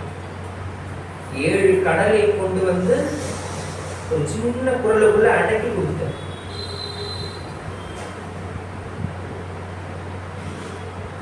பொறாமை என்பது எது? எது பொறாமையாக மாறும்? மனதில் இருக்கக்கூடிய வருத்தம் தான் பொறாமையாக மாறும். மனத்தின் துக்கமே பொறாமையாக மாறும். அகங்காரம் என்பது எது? அகங்காரம் என்பது நம்ம கர்வம் என்னன்னு பார்த்தோம். இங்க அடுத்த கேள்வி 108வது கேள்வி, அகங்காரம் என்றால் என்ன? எழுச்சியற்ற அறியாமையே அகங்காரம் ஆகும். எழுச்சியற்ற கர்வமே அகங்காரம் ஆகும். அதுக்கடுத்து தம்பம் என்றால் என்ன? தம்பம் இது பொதுவான விளக்கம், அப்படியே டம்பம் அடிச்சுக்கிறாங்க இல்லையா? இதை பிராக்கெட்ல கொடுத்துருக்காங்க. பேடிசம் அப்படின்னு தமிழ்ல சொல்லிருக்காங்க. அறநிலை நிறுவுவதிலே தம்பமாகும். அதாவது தான் அறம் கடைபிடிப்பதாக பிறருக்கு தெரிவிப்பது தம்பம் அப்படின்றார். நான் இதெல்லாம் ஃபாலோ பண்றேன், தற்பெருமை பேசக்கூடாது. தற்பெருமை பேசுவது எதற்கு சமம்? மகாபாரதம் சொல்லுது. தற்பெருமை பேசுவது எதற்கு சமம் அப்படின்னாக்கா தற்கொலைக்கு சமம். நான் யார் தெரியுமா? எப்பேற்பட்ட ஆள் தெரியுமா? எனக்கு அவ்வளவு தெரியுமா? இப்படி தன்னை தானே புகழ்ந்து கொள்வது, தனக்கு தானே புகழாரம் சூட்டிக் கொள்வது எதற்கு சமம் அப்படின்னு கேட்டா தன்னை தானே கொலை செய்வதற்கு சமமாக கருதப்படும். தற்பெருமை பேசுவது தற்கொலைக்கு சமமாக கருதப்படும். அதுக்கடுத்து 110வது கேள்வி, தேவர்களின் அருள் எது? தானங்களின் பலனே தேவர்களின் அருளாகும். நாம் செய்யக்கூடிய தானங்களே தேவர்களுடைய அருளாக கருதப்படும். தீய குணம் என்பது எது? பிறரை குறித்து தவறாக பேசுவதே தீய குணமாகும். காசிப்ஸ் இன்னைக்கு பொதுவா மக்கள் கிட்ட நிறைய இருக்கு.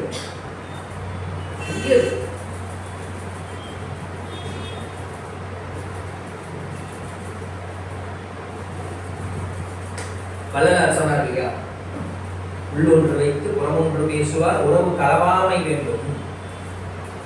அண்ணே நீங்களா வாங்கண்ணே, உங்களை பார்த்து எவ்வளவு காலமாச்சு. டீ காஃபி அதை சாப்பிட்றீங்களாண்ணே? இல்லை பலராக வேண்டாம், கும்பாபிஷேகத்துக்காக டொனேஷனுக்காக வந்தேன். அவ்வளோதான். எவ்வளோண்ணே போட்டுக்கங்க தம்பி, நீங்கள் எவ்வளோன்னு சொல்லுங்க அண்ணா. ஒரு 5000 போட்டுக்கங்க தம்பி. 5000 சொல்லுங்க. சரி ஒரு 10,000 போட்டுக்கங்க. சரிங்க தம்பி போயிடுவோம். காலையில் கடை கூட திறக்கல, வந்து உட்காந்து 10,000 வாயில போட்டுன்னு போயிட்டான். அவன் நல்லா இருப்பான். இவங்கெல்லாம் யாரும் கூப்பிட்டாங்க? காலையில் திறக்காம வந்து உட்காந்து ஏதோ ஒருமை அந்த மாதிரி. சரி இப்படியே பேசுவோம். இதுதான் உள்ளொன்று வைத்து புறமொன்று பேசுவார் உறவு களவாமை வேண்டும் அப்படின்னு. இப்படிப்பட்ட உறவு வேண்டாம். இவனெல்லாம் எங்கிட்ட வெட்டி விட்டுடுவாங்க இறைவா அப்படின்னு கேட்டார் கடல்ல. அதான் சொல்றாங்க, பிறரை குறித்து தவறாக பேசுவது தீய குணமாகும். அதுதான் பெரிய குணம், இருக்க குணத்திலே பெரிய தீய குணம் அதுதான் அப்படின்ற.